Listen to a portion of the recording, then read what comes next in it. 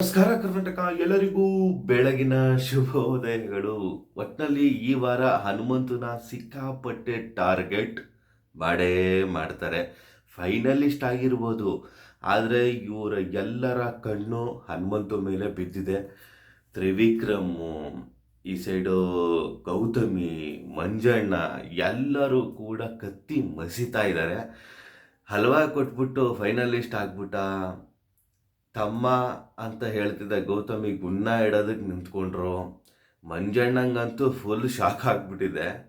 ಒಟ್ಟಿನಲ್ಲಿ ಮುಗ್ಧ ಮುಗ್ಧ ಅಂದ್ಕೊಂಡು ಗುಮ್ದ ಅನ್ನೋದು ಇವರ ಮನಸ್ಥಿತಿಗೆ ಬಂದ್ಬಿಟ್ಟಿದೆ.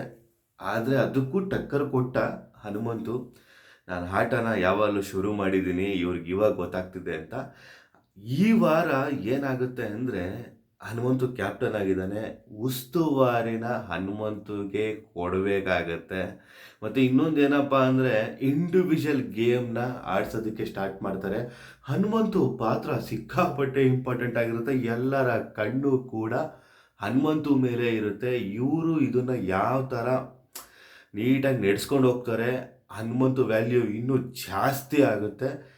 ನನಗಂತೂ 200% ನಂಬಿಕೆ ಇದೆ, ಕ್ಲೀನಾಗಿ ನಡೆಸ್ಕೊಂಡು ಹೋಗ್ತಾರೆ ಅಂತ. ಆದರೆ ಈ ಕ್ಯಾಂಡಿಡೇಟ್ಗಳ ಮಧ್ಯೆ ಒಂದು ಉಸ್ತುವಾರಿ ಮಾಡೋದಿದೆಯಲ್ಲ, ತುಂಬ ಕಷ್ಟ ಇದೆ. ಯಾಕಂದರೆ ಒಬ್ಬೊಬ್ಬರು ಒಂದೊಂದು ರೇಂಜಲ್ಲಿ ಎಗರಾಡೋರೇ ಇದ್ದಾರೆ, ಅಲ್ಲಿ ಕಿರ್ಚಾಡೋರೇ ಇದ್ದಾರೆ.